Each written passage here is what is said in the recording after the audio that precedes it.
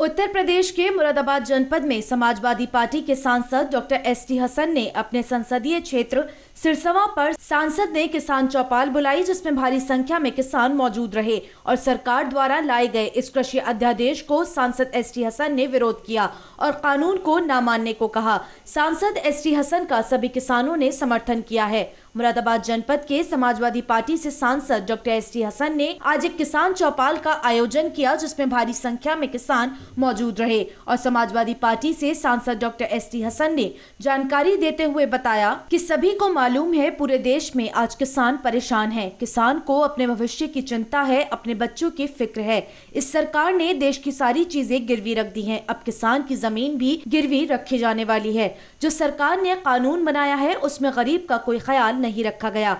Bharatiya Janata party द्वारा कृषि अध्यादेश जो पास किया गया है उसकी सांसद मुरादाबाद डॉक्टर एसटी हसन ने मुखालिफत की है और ये मुद्दा सांसद मुरादाबाद ने पार्लियामेंट में भी उठाया था। जो किसानों को कॉरपोरेट घरानों को गिरवी रखा जा रहा है, उन घरानों का हम पूरी तरीके से पुरजोर विरोध करते हैं और हमेशा करेंगे। इनका कोई भी प्रोडक्ट यहाँ पर किसी दुकान पर नहीं बिकेगा, ना ही उनका कोई सामान खरीदेगा। अब उन लोगों को बाज आ जाना चाहिए। पैसा ही कमाना जिंदगी का एकमात्र मकसद नहीं है। जिस तरीके से मुस्लिम समुदाय को कोरोना वैक्सीन को लेकर भ्रांतियां फैलाई जा रही हैं, इस सवाल को जब सांसद मुरादाबाद डॉक्टर एसटी हसन से पूछा गया तो उन्होंने बताया ये जो पूरे देश में फैलाई जा रही है वह गलत है। ये वैक्सीन उस प्रोटीन से बनाई जाती है जो कोरोना वायरस के ऊपर होती है। एक एंटीजन डेवलप किया जाता है, उससे एंटीबॉडीज बन जाती हैं, उससे कोरोना से लड़ने की ताकत मिलती है। इसमें चर्बी सर्दी का कोई सवाल ही नहीं। सांसद मुरादाबाद ने कहा कि कोरोना वैक्सीन जरूर लगवाई जाए।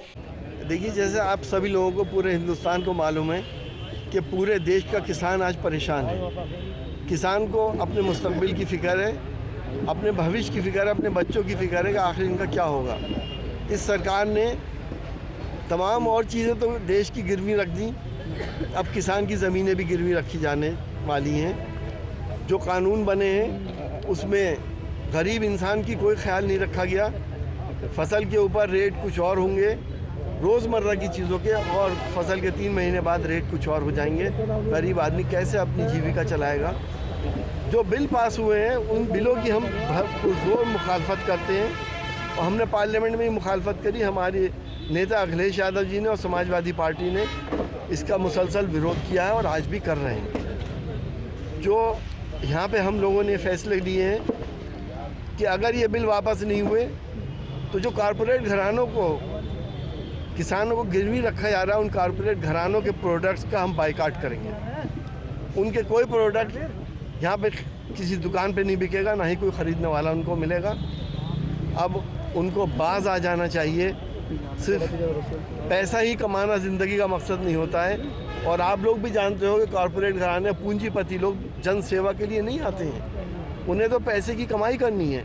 जब वो आ जाएंगे तो देश का क्या हाल होगा, किसान का क्या हाल होगा, गरीब का क्या हाल होगा, मुझसे बेहतर आप सब लोग जानते हैं। वो जिनके बारे में सुना जा रहा है अडानी अंबानी है और भी बहुत से होंगे, वो तो पूंजीपति लोग हैं। वो आएंगे, अपने बड़े बड़े गोडाउन्स बनाएंगे, होल्ड करेंगे, होल्डिंग कितनी बढ़ जाएगी, रेट अपने हाथ में ले लेंगे। वही सट्टा बाज़ार हो जाएगा रेट का, जो शेयर बाज़ार होता है उसी पे सट्टे लगा करेंगे कि गेहूँ के रेट जो है दिसंबर में इतने होने और जनवरी में इतने होने।